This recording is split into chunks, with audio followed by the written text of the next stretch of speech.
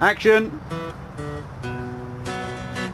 Action! Are you ready? Are you going? I, Glenn Alderson, give permission for my image and voice to be used for the purpose of the video Prosperity 2006. Thank you. Good. In the winter months of 2006, the Alberta Government provided almost every Albertan with a check for $400. This energy rebate, termed the Prosperity Checks, cost $1.2 to $1.4 billion and was commonly referred to as Ralph's Bucks. In the month prior to arrival of the checks, the Calgary Low Income Coalition took to the streets to ask Calgarians to share their views on the Prosperity Checks. Do you know what the Prosperity Check is? $400 a person. $400. $400 per person. They're $400. 400 each, $800 for the two of us. 400, including my two daughters. I'll be getting 16, 12, yeah, 12.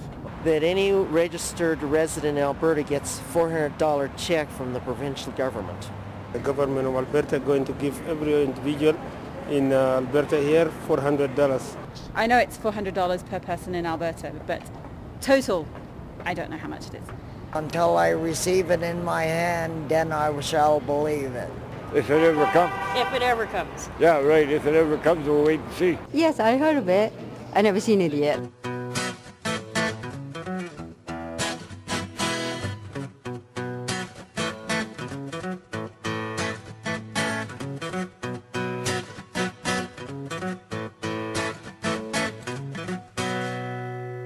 When we look at the surplus, we see three portions.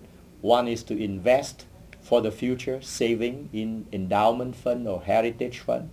That's for the future. And then we also have the second portion to spend on what's needed for education, healthcare, infrastructure, so the capital money that we put in. And then the third portion is to return it to Albertans.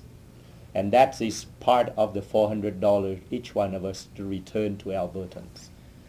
I'm a single mom and I got an $800 check and I signed it and I gave it to my mom because there are so many fees that I can't afford. I'm just thousands of dollars in debt to my parents. Like school bus fees every month I need $31.50. Fees for supplies for all his different classes.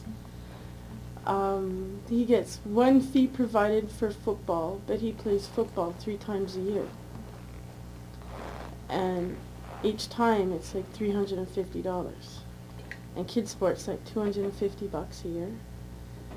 And I still haven't paid my school fees. I got my 3rd letter this week.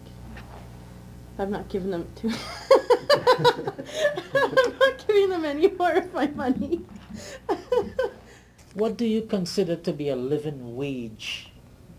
The living wage? Per hour, a rough estimate. Well, the living wage is, in fact, if you're talking about the minimum wage, Alberta, we have just raised to $7 an hour, and that's based on the existing one prior to that, and the jump for the economic prosperity, so they increased that. Now, also another side of it is basket measured, economic basket measured that we're talking about. I think we should base on that to assist people in their daily living, those who cannot fend for themselves, those are vulnerable. So I think we should look at that basket measure.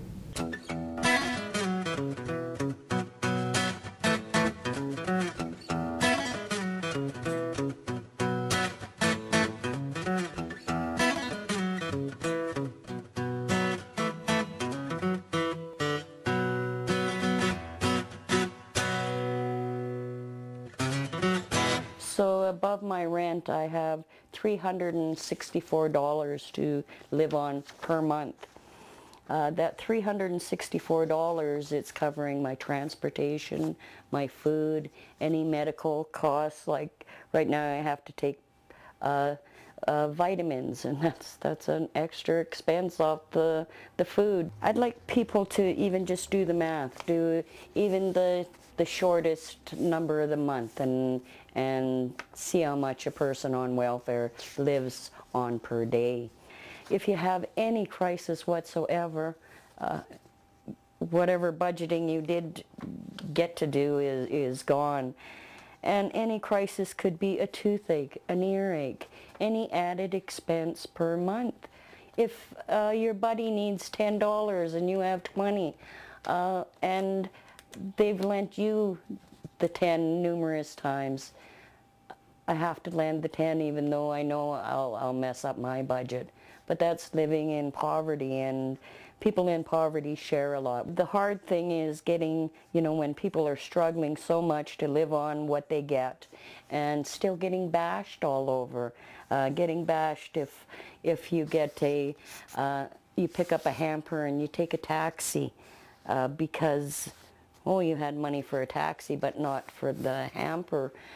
People realize that a mommy with 4 kids, how is she going to get it home if she doesn't have a friend with a vehicle? Did you ever try to get a food bank home on the bus? It's exhausting as well as embarrassing, because they give you quite a bit, and people kick your bags because you don't fit in the seat, and it's just the whole realm is embarrassing. You have to tell the people at the food bank how you spent your meager funds, and then you get to be said, oh, well, you're not good with your money, and yes, we'll help you this month, and food does cost money, and we all know food costs money. When you don't get to eat fresh vegetables all month, food costs money. When you run out of dish soap, and with all the bugs around that you can get, yes, things cost money. Without this government check, I would really be in a jam, and it's like biting the hand that feeds you. But when you don't get enough, you don't get enough. I don't care how you slice it. If there's not enough in the pie, then there's not enough. I sure hope that check's here today, man. I really need some groceries. Nothing yet. Man, this is taking a long time. What are you going to do with your $400, if I may ask? Well, I think my wife and I will maybe split it 3 ways. One for our own personal use, one for savings, and of course one for the needy. Yeah, because I have a family, so I have a plan to buy a house. So I will save this money to buy a house in the future for my children and so. Right now, I live in a 2-bedroom apartment, not enough space and very costly, $775 a month. On top of it, I pay utilities and my phone. And I would like, and with my prosperity check, I would like to use it for a damage deposit to move to a nicer place.